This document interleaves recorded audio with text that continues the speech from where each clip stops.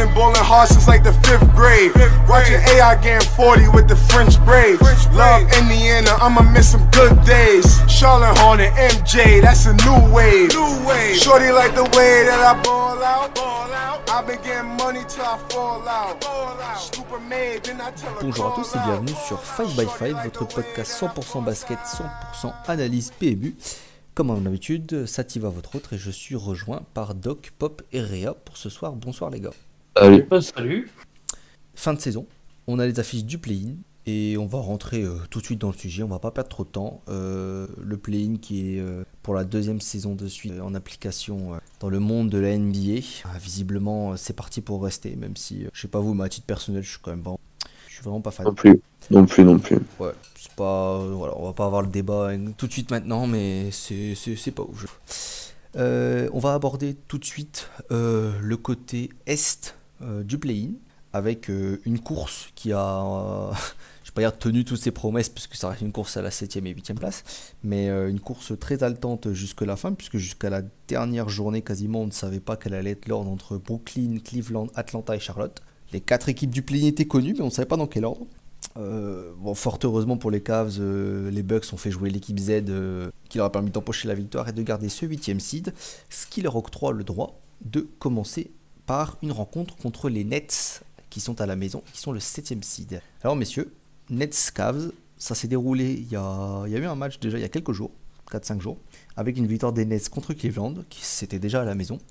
Est-ce que vous pensez que Brooklyn réitère la victoire et passe en 7e seed et affronterait dans ce cas-là Boston en playoff? Il y aurait Jarrett Allen pour Cleveland. Je dit que Cleveland avait une chance, mais là, ils vont passer tranquillou, les Nets. Surtout que vous êtes sur une série pas folle. Les Nets sont sur une bonne série, même si ça reste un petit peu irrégulier. Donc, voilà, sauf catastrophe, ils passent les premiers matchs. Ouais, bon, je suis plutôt regardé là-dessus. Hein. Doc, tu rejoins aussi? Ouais, c'est en fait une merde toute la saison. Les Misty, ils n'arrivent pas au complet, donc je vois pas trop ce qu'ils pourraient faire. Écoute, Jarrett Allen, effectivement, on fait un petit peu miroiter, mais j'ai pas l'impression que ça me paraît. J'ai peur que pour vous, ce soit un petit peu comme Lonzo avec Chicago. On espère. Au dernier moment, bah non, c'est mort. Ouais, je commence à perdre un peu espoir. Là, les mêmes Mobley, en fait, il vient à peine de revenir. Hein.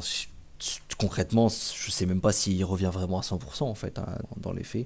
Ouais, c'est une fin de saison un peu dégueulasse, hein, trop de blessures, infirmerie remplie depuis le premier jour, hein, mais ça ne désemplit pas depuis un mois, une forme dégueulasse.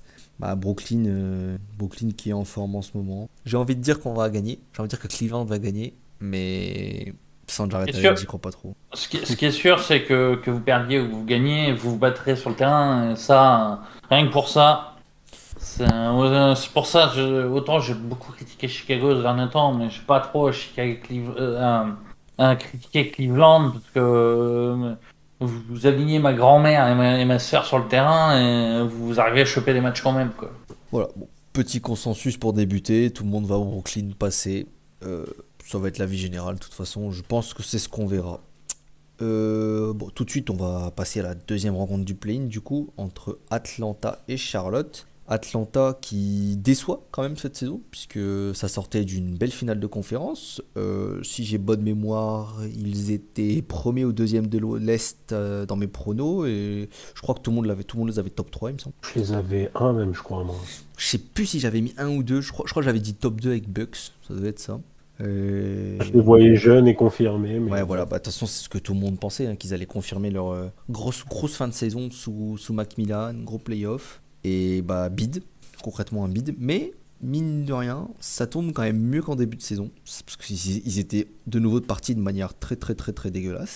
Ça tourne mieux, c'est pas un flamboyant, mais ça tourne mieux, et c'est un peu l'inverse du coup je trouve pour Charlotte qui a connu un creux de mi-saison absolument dégueulasse. Alors je crois que le mois de mars est mieux quand même. Je crois qu'ils arrivent avec une forme pas dégueulasse, mais c'est janvier ou février, ils gagnent pas un match les mecs. En même temps, c'est pas là où ils avaient l'infirmerie encore plus remplie que celle de Cleveland. Ouais, je crois qu'ils ont perdu quelques joueurs à ce moment-là. Mais ils ont eu du mal. Je sais pas. Franchement, au début de saison, tu pouvais penser que Charlotte, c'était top 6, c'était bon quoi. Et ça a chuté. Heureusement, ça reste l'Est, ça accroche le play-in. Donc du coup, voilà, on a avec cette rencontre de deux jeunes équipes, Atlanta-Charlotte. Quel est votre pronostic, les gars? Comme checker, il est blessé. Chez Hayward, on se Hayward, c'est fini. Mais je crois que c'est le seul la dernière. c'est le seul absent de la De toute saison. façon, ils ont l'habitude de jouer sans lui à force. Hein. Notons que c'est à Atlanta, puisque c'est Atlanta qui est 9ème dans l'histoire. Donc c'est un match à Atlanta. Et là, par contre, le perdant, le mec qui perd est éliminé. Pour moi, Atlanta va passer aussi. Hein. Et j'ai du mal à parier contre Trae Young sur une série Bah, c'est qu'un match. de Hein. playoffs, un fortiori de play-in. Oui, j'entends bien, mais je veux dire sur un match coup près, justement. Je pense que bon, les meilleurs joueurs. Je veux dire, on n'est pas sur la vérité d'une saison régulière et encore plus d'une série où le collectif fait gagner davantage de matchs. Là, sur un match, Trae Young, ça me paraît compliqué à stopper, a fortiori pour Atlanta, qui a un peu de mal au niveau de la protection intérieure. On doit faire un choix sur chaque pick and roll. Et je sais pas quel choix est bon face à Trae Young. En fait, je pense que je sais qu'il n'y en a pas. C'est marrant, je suis pas du tout le même avec toi. Que justement, sur un match, une star peut passer complètement à côté et qu'il vaut mieux avoir un gros collectif. Et que par contre, sur une série, oui, ta star fera toujours la différence.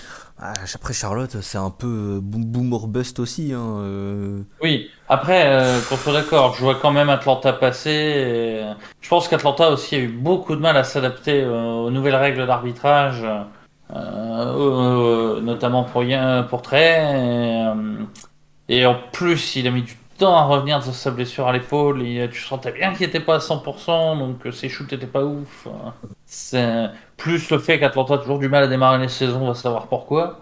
Je pense que c'est pour ça qu'on les voit seulement 9e, pardon. Alors que après, si tu regardes bien, ils sont quand même sacrément remontés.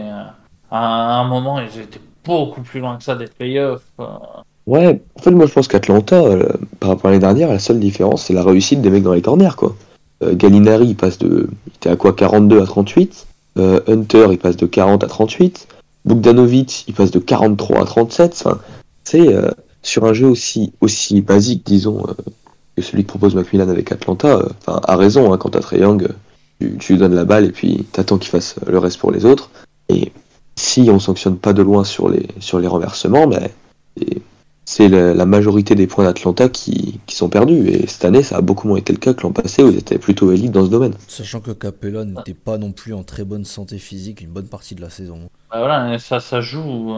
Il a trimé au début hein, quand même. Il traînait sa petite blessure au tendon d'Achille un peu là. Bah, de toute façon, c'est pas lui justement qui avait dit qu'il même sauté, il avait du mal tellement son tendon le gênait.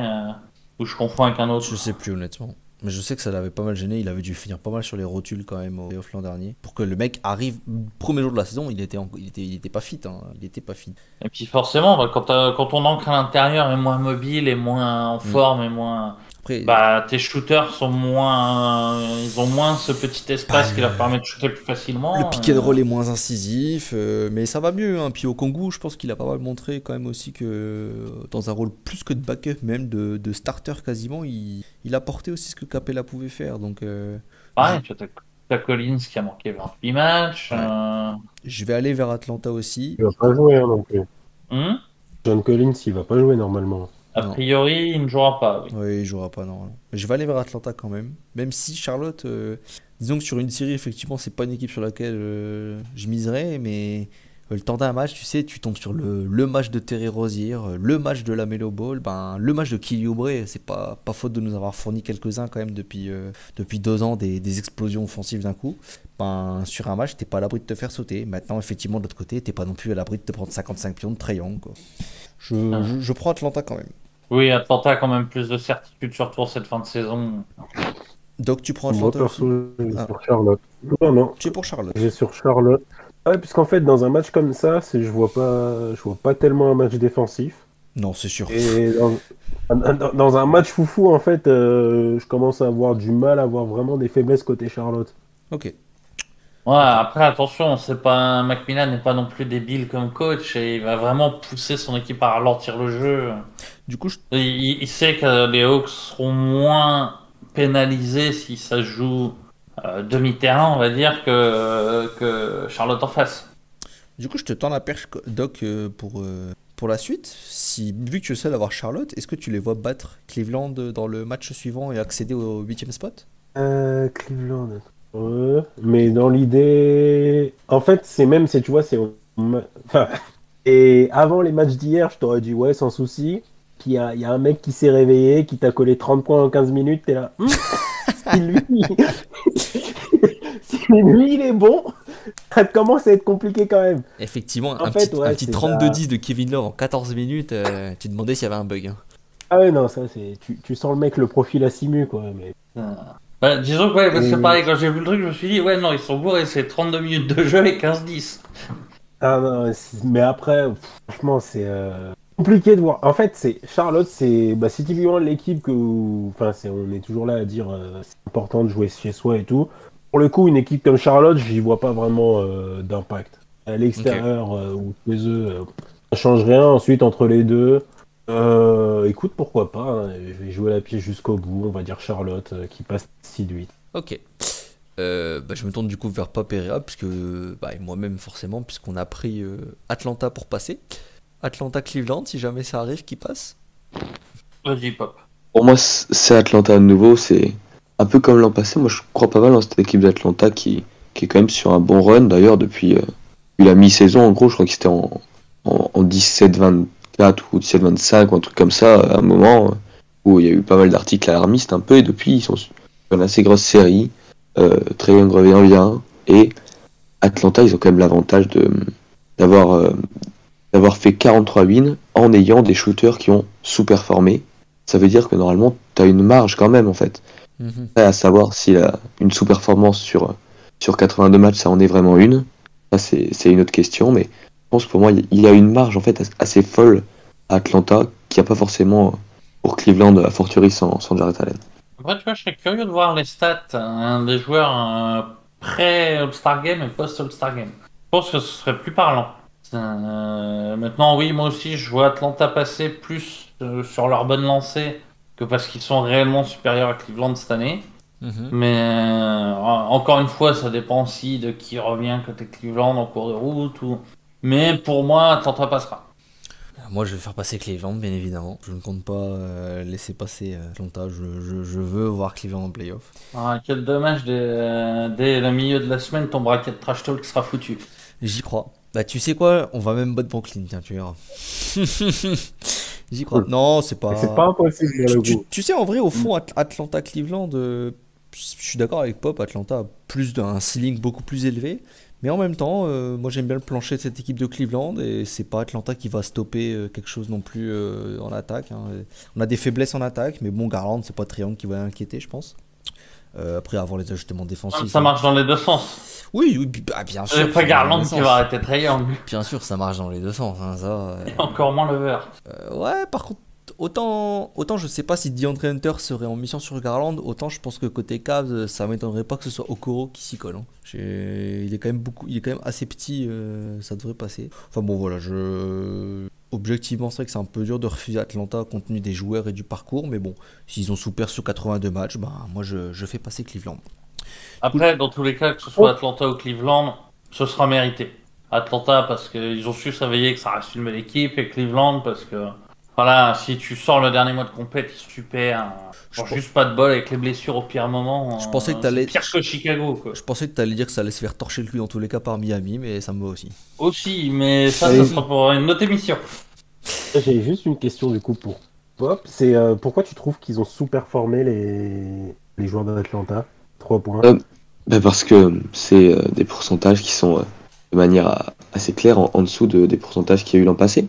Pas pour les role-players notamment. Ils n'ont pas surperformé l'an passé en fait. Puisque du coup, si je m'amusais à regarder les carrières high, enfin les moyennes en carrière, ils sont tous en train d'y penser, ou plus. Moi je pense que justement jouer avec Trae Young, c'est un peu comme jouer avec Doncic, jouer avec Harden, jouer avec LeBron. Et pour moi, ça augmente le nombre de tirs wide open que tu prends, de très bons tirs que tu prends, et ça augmente de fait tes pourcentages. Je pense que c'est parlant pour un mec comme Bogdanovic par exemple. Pour moi, le pourcentage de 3 points, faire 43% à Atlanta, c'est pour lui comme faire 40 aux Kings en fait, hein, vu la qualité des tirs pris. Non, ok, je comprends mieux. Voilà. Ouais, Je Je l'ai toujours vu streaky Bogdanovic par exemple, mais ouais. Oui, ça reste un joueur assisté. Voilà, donc du coup pour l'Est, Doc, enfin tout le monde fait passer Brooklyn au 7ème seed, et Doc nous a Charlotte en 8, Rhea et Pop nous donnent Atlanta en 8, et moi ce sera Cleveland en 8. On va passer de l'autre côté du tableau, de l'autre côté du pays, on va passer à la conférence Ouest, avec en premier match-up la place qualificative pour la 7ème place qui va opposer les Wolves aux Clippers. Clippers 8ème de conférence, Wolves 7ème, donc avantage du terrain pour Minnesota. Est-ce que Minnesota va retrouver les playoffs? Parce que, Oui, mais pas avec le premier match du play-in. les Clippers ont récupéré Polo quand même. Les Clippers vont récupérer depuis Polo, quelques sont matchs. sur une très bonne série. Je pense pas que Kawhi reviendra déjà, mais plus tard dans les playoffs peut-être. Mais pas sur ce match de play-in. Hein. Pas une bêtise, Non, ils clairement vont faire pas. revenir là-dessus. Ce serait une bêtise, peut-être en playoff. Mais sinon, voilà, Wolves Clippers. Donc, du coup, Réa, toi, tu pars déjà sur une victoire Clippers. Les autres, qu'est-ce que vous en pensez? Je t'avoue que je suis encore indécis. Les Clips finissent bien la saison, hein, on est sur Que- 5 victoires dessus. Ouais, non, bien sûr. C'est sur une série, j'aurais envie de te dire, les Clippers sont capables de te faire battre, comme ce qu'ils ont pu faire l'an dernier en playoff. Ouais. Équipe ultra chiante à jouer, etc. Pour un match, les Wolves qui ont enfin un franchise player, off, on peut le faire. Après, Ouais, mais non, ils sont complètement inexpérimentés à ce niveau-là aussi. ouais, enfin Edwards, il s'en fout de l'expérience. Le gars, Ouais, il est mais là, il c'est- tire, il s'en bat C'est les pas du couilles. 1 contre 1, c'est du 5 contre 5. C'est Ouais. pour ça. hein. Towns a une série de playoffs dans les pattes après, même si elle n'a pas été C'est non plus un incroyable. Ah, C'est ce match. que j'allais dire, sinon après les autres, ils ont connu les playoffs. Hein. Je pense, quand je dis c'est les Clippers qui vont se qualifier sur ce match-là, je suis pas en train de dire les Clippers vont mettre 30 points non plus. Ça va être serré, mais genre une victoire de traînard des Clippers de l'expérience. Ah, ils ont les armes, hein. Défensivement, ils vont être casse-couilles. Hein. C'est une équipe casse-couille à jouer Ça quand va être même. très chiant. Moi, franchement, je vais plutôt basculer côté Minnesota. Plus avec un petit. Merde, comment il s'appelle? Un petit pas de bev game. Pas de Bev Pour les game. Clippers. Pop, pas de Bev game aussi? Non, mais en général, j'évite de parier pour des pas de bluff game en fait. Et dans l'ensemble, là il y aura un peu d'affect, mais je pense et j'espère par la même occasion voir les Clippers passer. Pas tant parce que j'aime bien cette équipe, mais je peux quand même pas trop blairer Minnesota quoi. D'accord. Et d'un point de vue, pour des arguments un peu plus solides que j'aime pas Minnesota, moi, enfin, j'entends bien Doc qui parle de l'expérience Towns et Dilo, mais enfin, les 13 matchs, c'est quoi? C'est 11 matchs à 2 alors? Dilo, ça fait quoi? Ça fait quoi? Non. Il a une vraie Deux. campagne, Dilo. Avec les Nets à l'époque. Avec les Nets, ça fait quoi? 6 matchs? Il y a 6 matchs. Voilà, Ils 6 prennent matchs, après le 5 deux. Towns. Ils perdent Ça premier fait tour. 11. Hein. Voilà. Et Playoff Series. en dehors de Ah ouais, ça, c'était 5 matchs. ah ouais, donc Avec la 10. blessure d'Embiid, je pensais que ça allait plus durer. Ça fait 10-2, voilà. En dehors de ça, on est des joueurs. Là, pour le coup, on parlait de Streaky. Dilo, Edwards, c'est bien le mode quand même. Hein. C'est bien le genre Ah oui. de jeu qui, sur à 2, peuvent te faire un 10 sur 60 en play-in. Hein. Donc voilà, moi j'ai un peu de doute sur Minnesota dès lors que ça va tomber sur une équipe qui défend un peu, et je pense que c'est plutôt le profil des Clippers. Ok, bah je vais splitter le débat, puisque moi sur un match, je pars sur Minnesota. On m'aurait dit sur une série entière, j'aurais dit Clippers. Parce qu'une série défensivement, équipe très chiante, Tyronn Lue, excellent coach bien évidemment. Mais sur un match, j'ai envie de croire à la maison qui plus est, j'ai envie de croire à un gros match d'un Anthony Edwards, d'un Karl Anthony Towns. Et puis, comme on parlait de craquette, un petit 3 sur 15 de Paul George, pourquoi pas non plus. Hein. Écoutez, je pense qu'il a, il a un petit historique playoff P, comme on dit, voilà, de craquette. Donc, moi, je mise sur une petite craquette. On bascule du coup au dernier match du play-in, les Pels contre les Spurs, deux franchises en négatif, parce que pas précisé, mais c'était quand même en positif à l'Est un peu partout. Là on est quand même sur du 36 victoires et du 34 victoires. Messieurs, avez-vous une préférence entre San Antonio et les Pels? Attends, parce que je crois qu'il y avait... Ils avaient pas... Les Spurs, ils ont pas un joueur blessé. Dejounte Murray, il avait pas un problème. Dejounte Murray a loupé des matchs à la fin. Après, Mais il est revenu, je crois. Je sais pas justement, c'est ce que j'ai pas eu le temps de regarder Je tout crois ce qui s'est passé il hier. est revenu au dernier match là contre. Effectivement, ouais, il est revenu. Ouais, bon, il aurait peut-être pas dû, mais il est revenu. Bah, apparemment, il a perdu pas mal de kilos, il était sacrément malade. Hein. Là, je Ouais, vois ouais, ça. non, Ah ouais. j'avais vu ça. Bon, il a encore 2-3 jours pour se retaper. Après, passe les Spurs. Et Euh, en face, on sait pas, je sais pas si Ingram va jouer par contre. Il y a ça aussi. Bon, de toute façon, Zion, pas quoi. Zion ne jouera Il pas, nous bien appelle évidemment. quand il veut jouer au basket. Mais après, franchement, sur cette série, juste, je sais pas si vous aviez vu, New Orleans avait déjà mis en vente les tickets alors que c'était pas encore lock et tout, des trucs comme ça. Donc j'ai bien envie qu'il se fasse taper juste pour ça. D'accord. Très Oh, sur de l'argument béton, là, quand même. Oui, bon, après, il y en a un qui Ah a bah écoute, il y en a qui c'est a dit un j'aime match pas en les même Wolves. temps. Il y en a un, il a Ouais, dit non, j'aime mais pas les c'est Wolves. Mais ça. bon, Bah, après, moi j'ai envie de te dire que moi j'aime le basket, pas les séances SM, donc je suis pas sûr d'avoir envie de m'infliger ce match, parce que ça va pas être beau à voir. C'est un... Ouais, les Spurs parce que Pop, et puis parce que de toute façon les deux équipes n'ont pas le talent qu'il faut à l'instant T pour aller plus haut. Enfin si New Orleans arrivait à aligner Zion, mais Zion sont plus occupés à passer des riders à l'entraînement qu'à bien jouer, donc Pop, ta préférence, toi? Ma foi, moi, enfin, en fait, j'avais une idée assez claire, et puis là, finalement, je suis en train de me dire. Non, en fait, non, je vais rester sur mon idée de base. Moi, je vois les Pels, Hmm. bon, indéniablement supérieurs en termes de talent, ça, je pense qu'il n'y aura pas de contestation là-dessus. Puis en fait, ce qui me fait décider, c'est leur dynamique que je trouve correcte, en fait, depuis l'arrivée notamment de McCollum. Ouais. Et je pense justement, McCollum, je pense que c'est un closer que ne possède pas San Antonio. Ouais. Je vois les Pels. après, Oui, après on va pas se mentir, hein. Quel que soit le vainqueur, il va se faire concasser au match d'après. Écoute, c'est là où je voulais en venir parce que, écoute, moi je prends les Pels aussi, mais voilà, que ce soit Pels ou Spurs, est-ce que vous voyez l'un des deux battre soit les Wolves, soit les Clippers selon ce que vous avez piqué, ou alors on est d'accord que quel que soit l'ordre, ça sera soit Clippers 7, soit Minnesota 8, soit l'inverse. Ah, j'ai envie de dire, le New Orleans, San Antonio, c'est vraiment le match OSEF du pays. Ah, j'ai pas, disons que sans Ingram, moi j'ai quand même, à la limite si Ingram était là, moi les Pels qui arrivent en playoff, ça pourrait me tenter, mais si Ingram ne joue pas, oui, moi Si c'est, Ingram était là, ils auraient une petite chance, même si ce serait ouais. dur. Moi, là, sans Ingram, Mais là, c'est mort. Là. ouais. Moi, sans Ingram, c'est Wolves 7 et Clippers 8, hein, clairement. Au-delà des chances, c'est côté série de playoffs. J'ai vraiment envie de voir Phoenix Spurs. Ah, ça va être pas mal, ça. Ouais. Vraiment, c'est deux séries. C'est à deux équipes, on va dire, qui se ressemblent dans le sens équipe d'expérience des deux côtés. Bon, j'allais dire qu'on gagnait des titres toutes les deux, mais pas tellement. Mais qui ont connu des finales, des choses comme ça, qui ont connu des vraies joutes de playoffs. Et de l'autre côté, tu as deux équipes qui sont inexpérimentées, un petit peu fofolles, une réussite différente au cours de la saison avec Memphis. On en reparlera plus tard, mais vraiment impressionnant. Mais qui peut être intéressant face à Minnesota. Ok. Après, si éventuellement, un truc que je rajouterais, même si ça changera rien, fondamentalement, vainqueur ou pas, ça parle quand même de plus en plus que Pop arrête à la fin de la saison, cette saison-ci, même si ça parlait aussi de l'an prochain, mais là j'entends beaucoup qu'il arrête cette saison-ci. Donc, quitte à ce qu'il arrête là, j'aimerais qu'il batte les Pels. Ok. Donc, si je résume, Doc et moi, on a Wolves en 7, Clippers en 8. Et Pop et Réa, vous avez Clippers en 7 et Wolves en 8.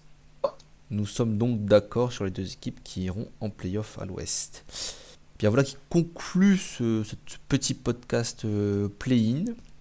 On aura vite les résultats de toute façon puisque les matchs commencent le 12, ce qui est le jour de publication de cette vidéo puisque nous enregistrons le 11, ce qui fait un peu short. Et ça s'étend jusqu'au 15 avril, si je ne me trompe pas. Nous avons deux matchs le 12, je crois que c'est 7-8. Bah oui, c'est logique, c'est d'abord le match de Cleveland-Brooklyn, ensuite Clippers-Minnesota. Le lendemain, nous avons Charlotte-Atlanta, San Antonio-New Orleans, et après on enchaîne avec les deux derniers. Avez-vous quelque chose à rajouter, messieurs? Non, c'est bon. Bon, avant moi. Eh ben, c'est bon, Réa? Oui, c'est bon. Eh ben, c'est Juste parfait. une pensée pour les Lakers. Une petite pensée pour les Lakers, bien évidemment. C'est parfait. On se retrouve pour le prochain podcast qui sera les Awards NBA. Au revoir. Salut. Allez.